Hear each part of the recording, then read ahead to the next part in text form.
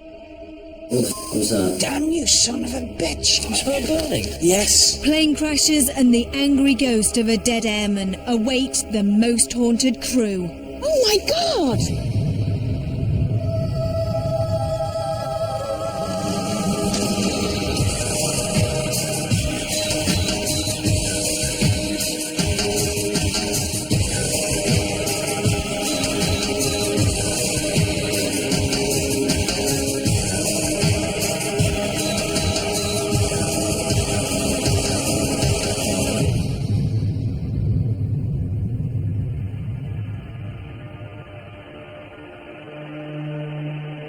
Hello and welcome to Most Haunted.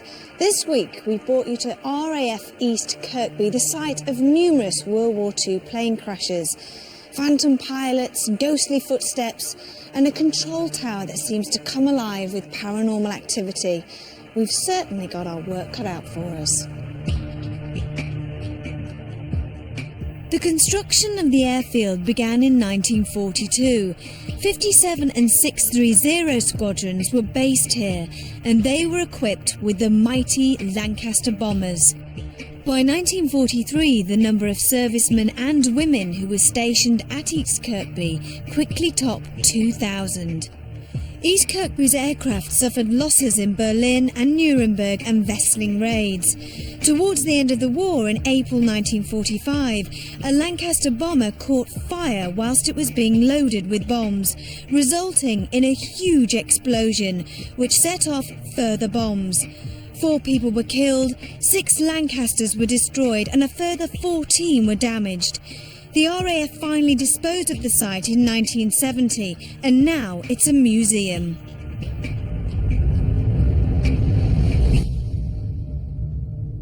This is one of the most haunted airfields in Lincolnshire, possibly in the country. A lot of paranormal activities taking place here. There have been so many plane crashes on this airfield. That's obviously one of the reasons. We put this hangar up here that we're sitting in now in 1987, and there's been lots of happenings here. To start to tell you, all the ghosts, it'll be here a long, long while. There's been an awful lot of young lives cut short after taking off or landing from this airfield. There is so much wreckage here from a multitude of crashes, and one in particular is the wreckage of a Spitfire. The body of the pilot was found underneath the plane over 50 years after the plane crashed. His wallet, still intact, gave up the sad story of a man who cancelled his leave only to be killed. Is it his ghost that's seen walking away from the wreckage, or is it just dark shadows moving around in an old warehouse?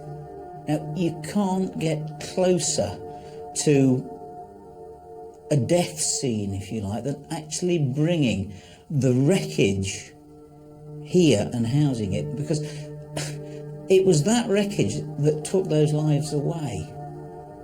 And I think that is why some of those unfortunate, tormented souls still linger. And many people working in that hangar late at night have sensed ghostly goings-on. There's a very interesting crash of a B-17 American bomber. He was actually from another airfield and he was in trouble. And he desperately wanted to land here at East Kirkby. And he radioed in, was not given permission to land, and was told to go round again. He went round again and still wasn't allowed to land. And on his 3rd attempt, he crash-landed on the perimeter of the airfield. And all 10 of those poor, unfortunate young American airmen perished. That was in 1944, and it crashed in December 1944, and I was only 13 years of age then, but I remember it very well because I was the second person to go to the crash site. In fact, I see the flying fortress coming down. There wasn't anything anyone could do. We see them, they brought them out on stretchers covered up with blankets. You know, and they was burnt to us in ash nearly. They was just black, yeah. You know, I remember it as if it was yesterday, that. An American airman's been seen wandering along this airfield towards the control tower. Now, I believe that that is possibly the captain, the pilot of that plane, actually making his way across this airfield to go into that control tower to, if you like, have it out with the controllers to see why they wouldn't let him land. And I think that's why his tormented soul still lingers around this airfield to this day.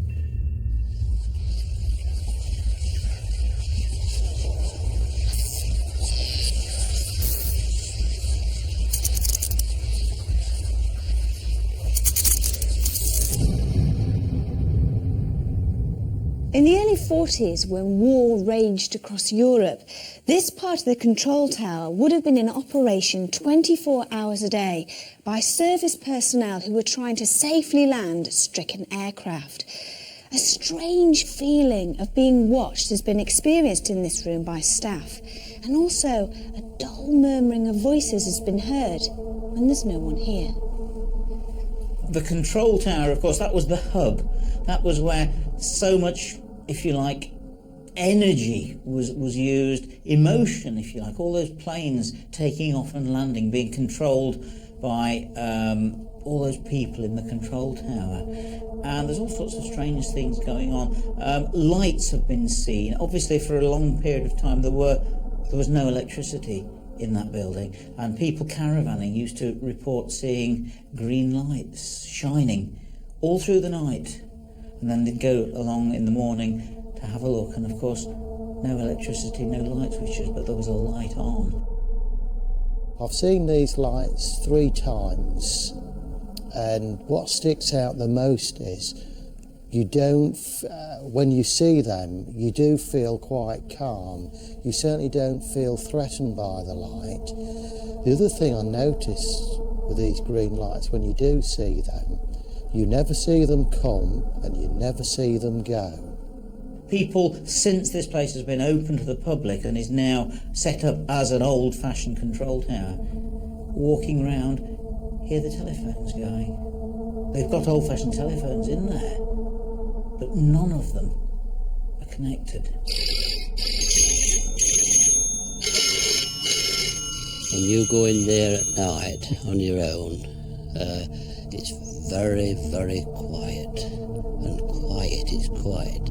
But when you get something quieter than quiet, that goes straight through you.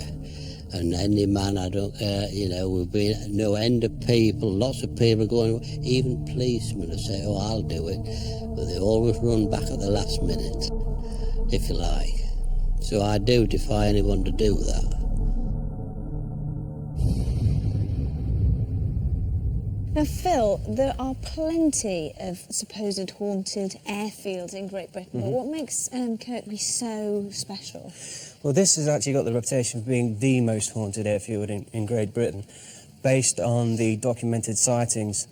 They've had everything from American airmen to disembodied voices in the control tower, telephones that ring by themselves, and the feeling in the control tower of oppression is quite noticeable. Oh, gosh, I don't fancy that later on at all. No, it's going to be interesting later on. What about the baseline test? Because you spent a long time doing those.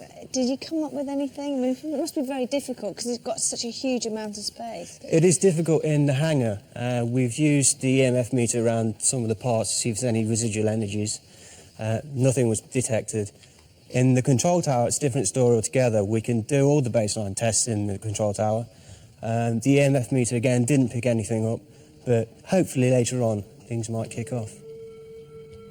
I think with what's happened here with all the different things I've seen on the airfield, I certainly do believe in them, or there is something paranormal that is happening. So I certainly believe more that there is than what there isn't.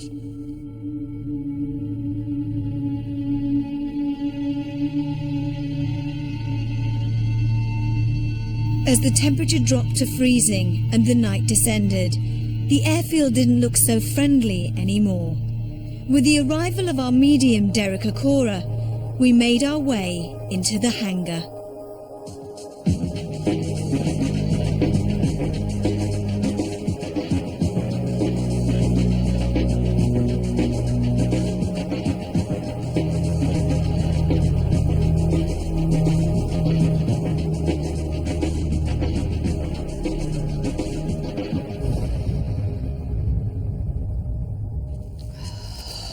Well, it's warmer in here, isn't it? Yes, yes. This is an amazing place. Absolutely fabulous, isn't it? Do you need some time to see if you can pick anything up and have a walk Can we round? just have a little walk around, Yeah. Ivy? Yeah, thank you. There's one thing I am picking up on the psychic level, is that I do not, at this point in this hangar, pick up any negativity, ill feeling, even towards us and the team. I feel there's a great interest, which I'm glad to pick up. Mm-hmm. A great interest, like as if there's an observance. Now, this observance, and it's only on, you know, my left side, so to speak, is if I've got 1, 2, oh God, 3, if not 4 observers. They seem to separate themselves, but they seem to be the same type of people. One of them is quite funny, actually, because although I'm not getting a voice, the name was given and it was taken back. Can we just continue walking, Ivy? Yeah. Over this side here, Ivy.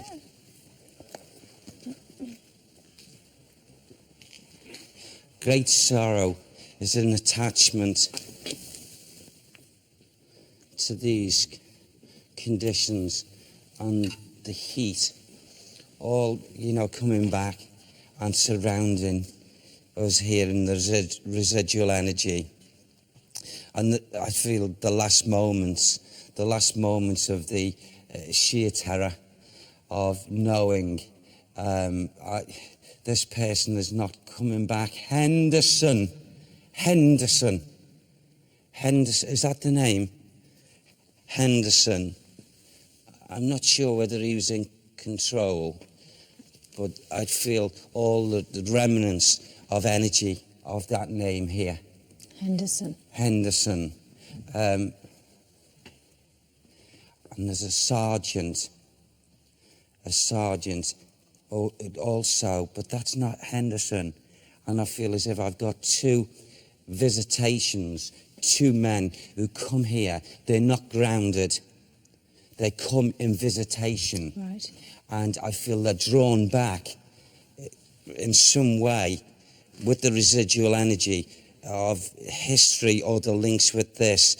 And it's like their last moments, as if they were shouting to each other, knowing they were doomed. They were doomed. Their last moments.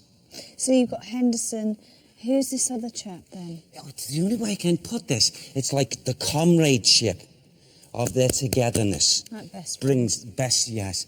And they relied on each other. Mm-hmm. So much so, like brothers. And, who? Say it again.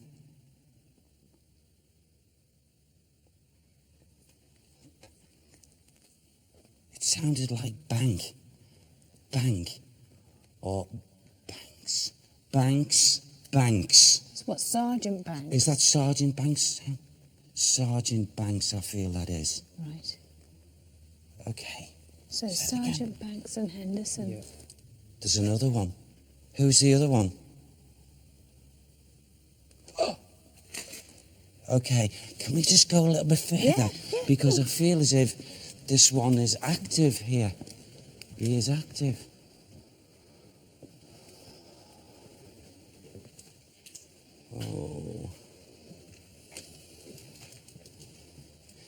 he makes himself be seen. He's made himself be seen. Person who perished here in this actual area, and his anger was his non-understanding over something. I'm also getting the thought pattern coming to me as if from here I want to go over to the area across the yard, that area over to the tower. Absolutely. And it's like anger is spiritually and psychically is going over. Who is this person who's saying to go over there? I don't know why I get this, but I'm getting the English and I'm getting American. Mm-hmm. Like American and it's as if I want to push up into the tower and express my anger up there. Do you want to go to the tower? Can we go a little bit further up? Yeah, sure. Who? Say it again. I can hear you. Who are you? Who? Don't you forget me. I said, I won't. Who are you? Are you the person? I've got to give it because it's coming through strong now. It's not just the mental imagery and it's not internal. And he keeps on saying, and he's saying it very clearly, my name is John Pullum. Pullum. Everyone forgets me. Why are they forgetting me? That's what he wants to say. Why are they forgetting me? Right. Deering comes here as well. My good friend Deering. Deering. He keeps on saying. Well, who's Deering? He was strong. He was strong. He had strength. He had bravery. He helped us, Deering. Deering. John Pullum. Okay. Is he the angry spirit then? That's Miss John. No, he's not. These are the individuals that are in this hangar decided to come here now to possibly help us.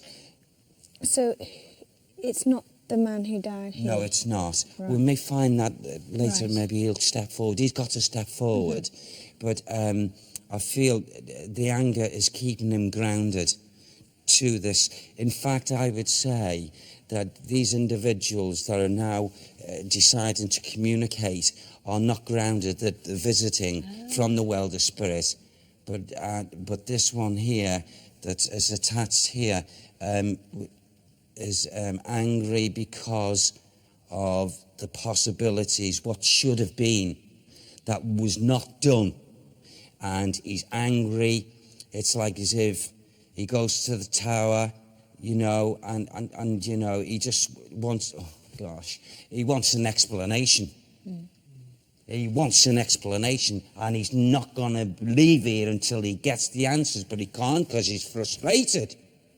So does that mean that his spirit will always be here until somebody gives him an explanation? So someone comes from the world of spirit and gives him that explanation, but the one who won't not give him the explanation is because he or this person was wrong. Was wrong. Wrong in the tower. Was wrong in the tower. He is just so angry. He believes, still to this moment in time, that what happened to him should never have happened. Right. Derek was picking up on a lot of energy from a particular wreckage, and so far he was correct, but we needed the pilot's identity.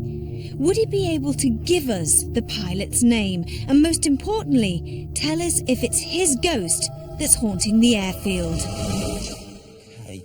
The memory thought patterns coming through on the residual energy is that how unlucky, how unfortunate, had circumstances been different, the person, the man who lost his physical being and his life, shouldn't have been there. Shouldn't have been here. And I want to talk about, I haven't got my wallet with me.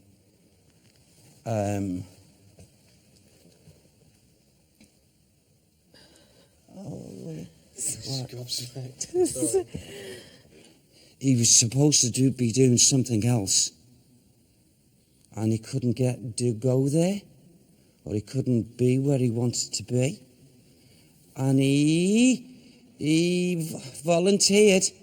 He said, I might as well go up, because I can't put something in this wallet that he's concerned about. Oh. Tell me what, first of all, before I do this, are you picking anything up that could be in this wallet? I feel there's a piece of paper, a document, something here that has he to collect. Had he gone to collect, he wouldn't have gone down. Any idea what it was he was going to collect? He didn't have something. Please give it to me, please. Your energy is draining back. Please come back. Help him, Sam. He loved vehicles, this man. He loved cars.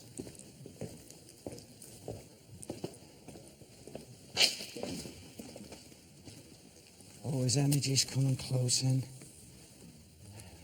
Monitor him, Sam. Monitor him. I know he's a good soul. He's not a bad soul. What's that document? I keep on getting this desire of, with him, of a love of car and cars. The actual documents that were in the wallet. That's a document that you might have been talking about. There's the motor thing, yes. Mm-hmm. This is what... His energy. He's so pleased, even in my hands. It's as if, like, he's... Oh, that means more to him than actually losing his physical life.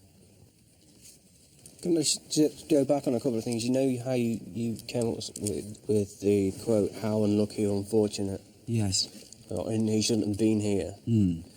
He was actually due to collect that vehicle from the garage on the day that he died. Bless him. But he couldn't collect it. He is angry at certain times when he goes to the tower. He is angry. He is. And he may display a little bit of anger over there, I feel. In the memories of what should have been, what could have been. Can we go over to the tower? Yeah. I'd love to go there. Yeah, okay. Because I feel as if we're being drawn there. You know? The ghost of an airman has been seen regularly walking towards the control tower. Most people believe this apparition to be the ghost of one of the American crew members of a B-17 that crash-landed, killing all on board. According to Derek, this is not so. The ghost is that of a pilot who was not allowed to land at the airfield. This in fact did happen on July the 1st, 1943. A Canadian pilot flying a Spitfire requested permission to land as he was low on fuel. For some unknown reason, his request was not granted, and he crashed miles from the airfield. In 1989, his plane was finally found, under the ground, along with his body and his wallet. We still needed to know the pilot's name, and Derek thought the control tower would reveal the answer. They're so angry. As if he's stamping down with his fists. God damn you, son of a bitch. God damn you, son of a bitch. You could have let me come down. Why did you keep me up there? I'm Norman. I'm Norman. Norman. Don't.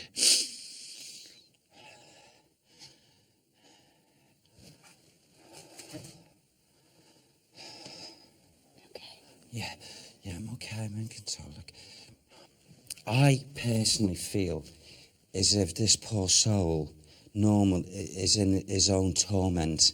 Right. He's intelligent enough to realise that which is a change and he's been told that there is another place by his comrades that also lost their lives. His next point, there's only one more thing to go for him in mind, and that is to get this apology. An apology. But he's not going to get that, is he? He holds on to this torment that he still feels is attached here.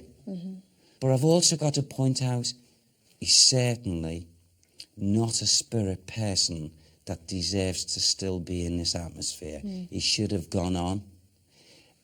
He was a good soul. He was an honourable man. And he deserves to be in his rightful place.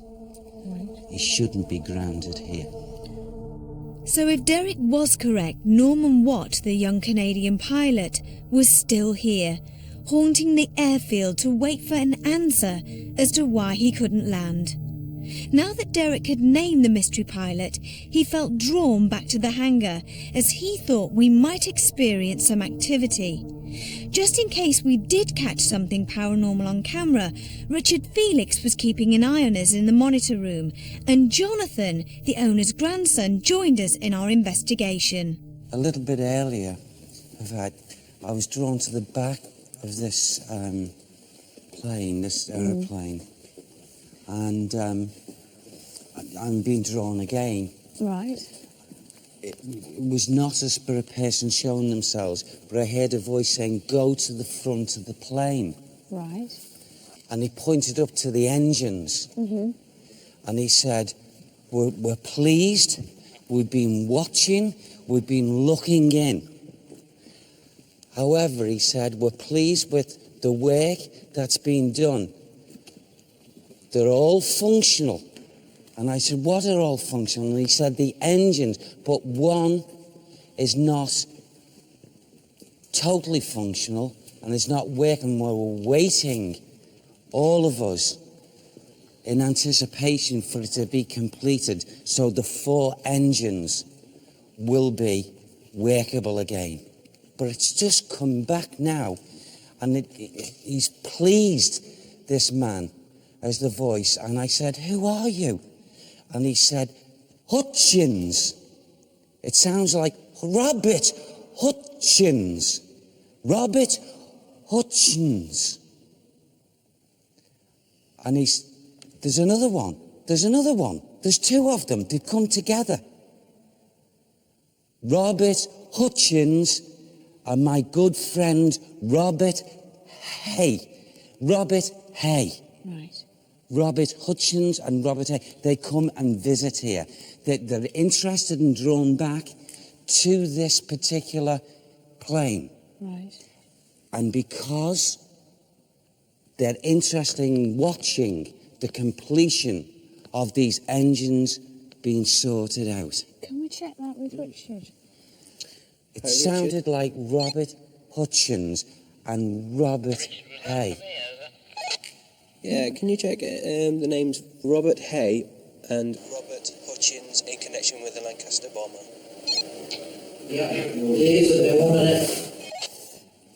They're here. Okay. But they're not constantly here. It's just fleeting visits. They're totally aware if the engines were to be spun now, one would most definitely not be functional. We should check on that about the engine. Sorry, Phil. Just see if that's true. Richard, is it true that one of the engines on the Lancaster is not functional or not functioning correctly? You're quite right. One of those engines has recently been changed. It does actually need a slight adjustment or tweaking.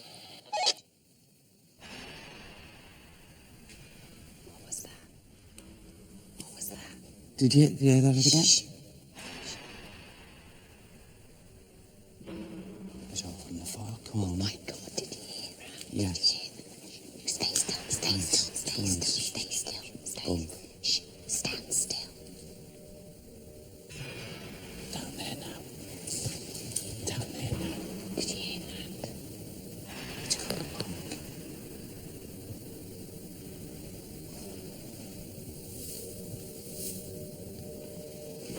Oh, shh. Just do it again.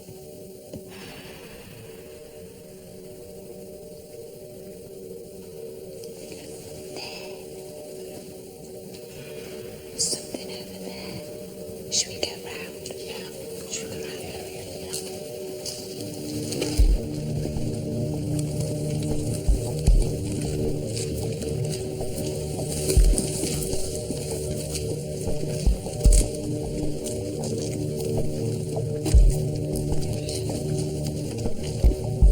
It's over here, wasn't it? Yeah.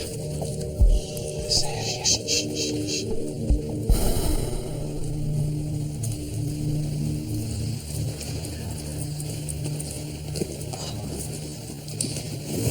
Oh, John, just there, yeah. Just moved. The torch around. There's a figure of a guy with a cap. Torch doing that, just right by there. You've seen him. Yeah, okay.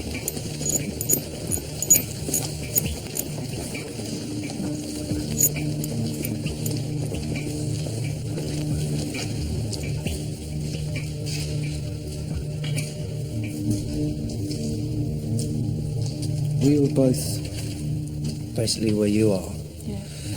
And Jonathan said, have you picked anything up from here? From the camera. And literally we moved the light, the torch around, and exactly where Jonathan was standing, there was literally a guy, it was a top hat, but just completely black, like a shadow black. Guy with a hat, like a captain's hat. He was just pointing like this. And I just stopped. I stopped dead, and Jonathan said, "Yeah, I know. I've seen it too." And I said, "What?" And he said, "Well, first thing I saw was an orb." He said, and then I just saw the figure, and I said, "Yeah, well, that's what I've seen. A figure of a." Was he pointing to the bomber car? He was pointing in this direction. In that direction. Towards the direction. Well, what do you think we should do? Do you think we should just stand near the bomber and be really quiet and see if we can pick any noises up? I feel that is an area in which, we're likely to get something there. Okay. Yeah. Shall we stand near the bomber then? Yeah. And if this man was pointing in that direction, he's pointing in the direction of the bomber. There is a drawing of the energy, so they've got to. The drawing was to it, definitely. Shall we stop here? Okay. If everybody just stands really quietly. Right, stand. Right, shh. Come on. Please, just for the ears alone, for the hearing, please put your effort into making some kind of gesture, noise. Did you hear that? Listen. And again.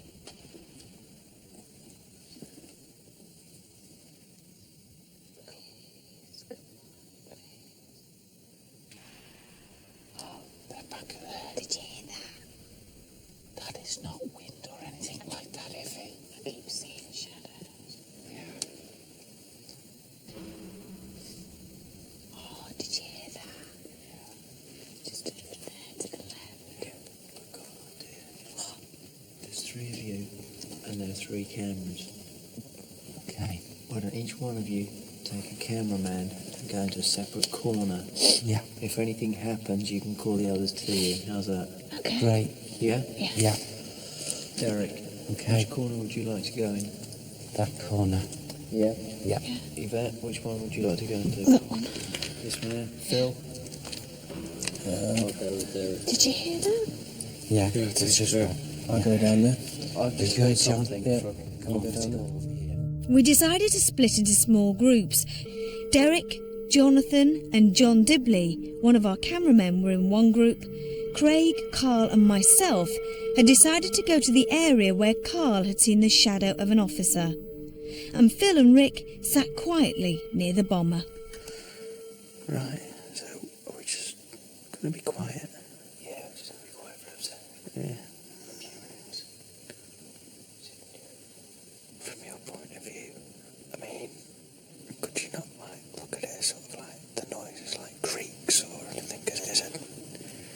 Yeah, there could be just normal building noises. Because that hangar hits at quite a high speed and it will catch the wind. I mean, the slightest noise echoes all the way down the hangar. It's like I say, you hear a noise that sounds right next to you and it could have actually been the other end of the hangar. You've got to admit though, it's a very spooky atmosphere. Profile was looking that way as well. See the peak of his cap? Actually, no, he could have, because you could see his finger, but his arm wasn't wrong. So he could have been pointing over there. Where Derek is. Come on. We're all thrilled with your effort. And we're absolutely thrilled that you're here. Please. Whilst Derek was trying to communicate with the supposed spirits, something had started to happen to Jonathan. The hangar was freezing, but Jonathan was burning up. You know who I am, don't you? Okay. If at any time you feel uncomfortable, please tell us that, won't you? I feel warm. You feel Very warm. Okay. Yeah, you are. He is as well. God, you're cold. Yeah, you are hot. I can assure you you're alright. Okay?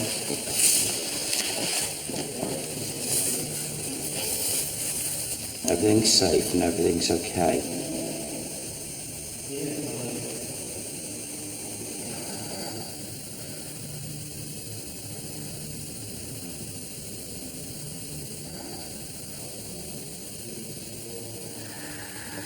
Oh, big orb just came right in front of the screen. Is there anybody there? Is there anybody here with us in the hangar?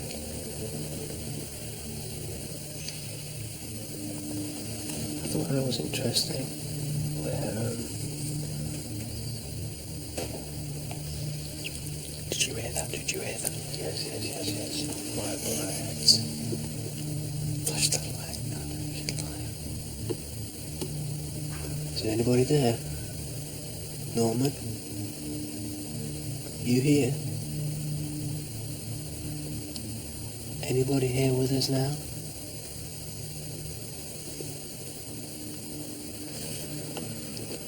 What I found quite interesting is the fact that Carl and Jonathan both saw the same thing at the same time. So would you put that down to unexplainable?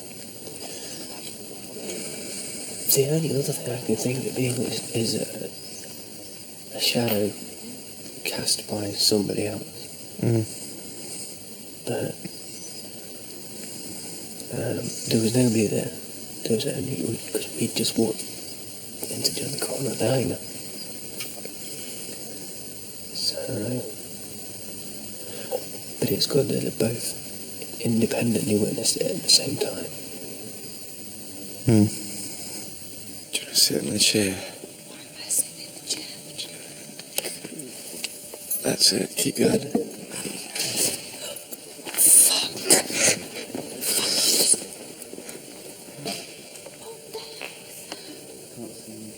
But what was that? I think it is.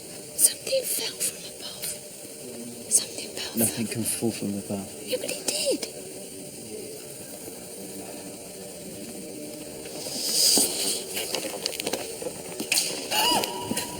throwing something. Something is throwing something. Something rolled on the floor. No, it didn't. It hit the glass. There's glass there and it hit the glass. I'm telling you. But something hit the floor. No, it didn't. It hit the glass cabinet. It fell from above and hit the glass cabinet. I'm telling you. Something hit this glass. Yes. Yeah, it was like a pebble. 2 stones had fallen onto us. Was it coincidence, or had someone thrown them?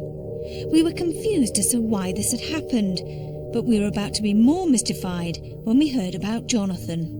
He's here and he's very, very, very hot. If you place your hand on his forehead, Carl, you know that he's... You know, Jonathan? Yeah. You know where you are? You are boiling. He's very hot, isn't he? Absolutely. Feel his forehead, he's... Oh my God, are you all right, sweetheart? Yeah. You see, this could also be thought transference through a spirit person who's undergone, bless, situations of burning at last moments and explosion. It is burning up. Slowly. Feeling maybe post-traumatic shock. So Yes. picking up the feelings. Of, Yes. Yeah. His sensitivity is just like drawing him in. Right, We got you. We got you. Yeah. Let's get John out into the fresh air here. Yeah. Okay. Just take your time, nice and slow.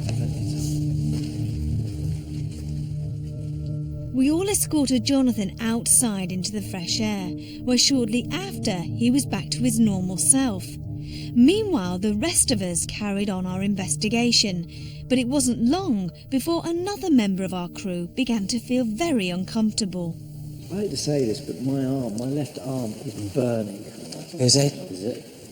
It's been doing it for about the last 2 minutes, and it's becoming uncomfortable. Okay, now there's another transference again.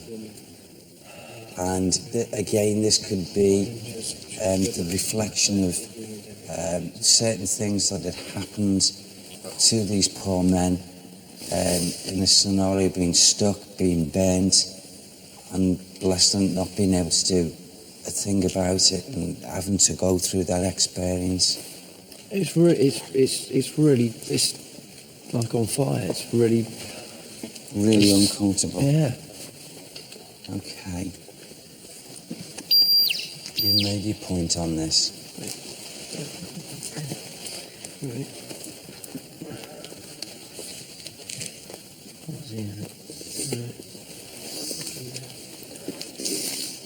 You smell it burning? Yeah. Yes, absolutely. No. Absolutely. Smell it, Evie. Oh my God, it stinks. Yes. Smell it. Yes. Smell it. It's there. Smell it, guys. Okay, come on.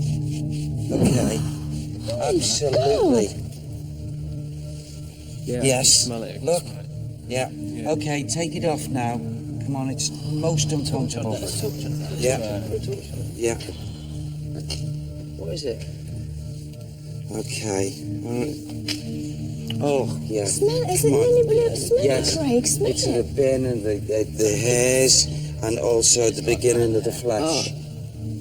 That is burnt. Yeah, absolutely. How are you feeling, Carl? Scared. Clueless. Okay. Come on. Take this off now. Take this energy off. There is your phenomena. You're an emplacement phenomena. So they've finished. Yeah. Tom, smell it. Just smell his arm. Yeah. Yeah. They've taken the hairs on your arm. Yes. They've gone all short. Are you all right? You see, these are the things that they can do to really, really prove to us all, okay, in a natural form, a phenomena that can't be, it's not tangible. it can't be gauged. But the spirit people, if they've undergone an experience, can transference that thought for it to manifest to our physical bodies. This is the most bizarre investigation so far I've come across. It's bizarre. Is there such a thing as thought transference, where a spirit can induce feelings and pain of their suffering onto a living person? If so, had it happened here tonight? Were Carl and Jonathan picking up those terrible feelings that the pilots experienced in their last moments before death? During the night, different members of the crew had spent time in the control tower. We all thought that nothing was going to happen until Carl, John and Stuart went and investigated the building at 4 a.m. Oh, fuck, what the fuck was that? What was that then? Was that your shot? No, I swear to God. That was a flash just through there. See that flash then, what was it? Right. Is that someone coming upstairs? Is anyone else in here? We've got to go investigate, you guys. The boys had experienced what has been seen and reported many times. The strange light and the door closing. Had the ghost of Norman Watt visited them early in the morning? Is anyone down there? What was that light? I don't know. During the rest of the investigation in the hangar, the noises stopped and everyone felt fine. It was almost as if the mischievous presence we all felt earlier had just simply disappeared.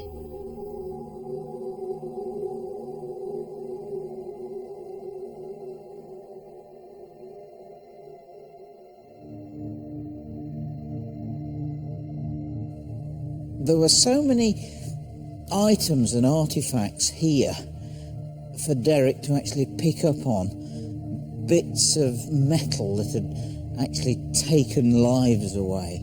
I knew it was going to be good. And we certainly weren't disappointed. It didn't take me long to understand that there was an individual, a man who to this present day has felt he's not got the answers really for basically why he had to physically perish in such a horrid way. I think when Derek picked up on Norman Watt, the poor unfortunate Spitfire pilot, there's absolutely no chance whatsoever that Derek would have known anything about that before he came here. I'm convinced of that. His atmosphere was really, really surrounding me. And he put into my mental thoughts a wallet. The fact that he actually said that he'd lost something, and of course it was the lad's wallet, and that wallet is actually here in a polythene bag in a drawer. Even I didn't know about that. I'm totally convinced that Derek actually got through to that lad. It was absolutely fascinating. It's convinced me beyond all doubt, A, of Derek's ability, and B, that there are ghosts. This place is most definitely very active. Of all of the investigations I've seen, this particular one is the most fascinating. We've got so much different phenomena. We've got apparition sightings, we've got noises that are being heard, orbs even, and also this interesting smell phenomena and somebody's temperature going up. We've got loads of different sort of phenomena that are also different for the people involved because they're accessing all the different senses. So visual, smell, hearing, all of that. And I think it's fascinating to look through and try and sort out exactly what's going on. but something in this wallet that he's concerned about. Derek comes up with some fantastic information about a departed pilot, and it's very compelling for the crew and for us watching when he mentions about a wallet. This is fantastic information because it is very, very personal and not something that could be guessed. You know, it's not a high probability statement, as it were. So it's good sort of evidence that we're looking for. You smell burning? Yes, absolutely. No. Absolutely. Smell it, Evie. Oh my God, it stinks. Yes. Smell it. Yes. Smell it. It's there. At some point, Carl feels that his arm is burning and actually says, "Oh, my arm's burning," and then the crew start to react and they touch it and they also smell burning. Look. Yeah. Now, Okay, all take of the it off. crew smell it independently, so there may have been a factor of group conformity and suggestion and people like bouncing the ideas off each other, and that would increase the intensity of the smell. But everybody smelt the burning immediately, and certainly there's no indication of any sort of fraudulent practice here of Carl going off and putting lighter fluid or anything on his arm. This, I'm going to maybe eat my own hat and say this is some fantastic, genuine phenomena. Well, what a fantastic night. I don't think myself or the rest of the crew will ever forget RAF East Kirkby. Until the next time, sleep tight.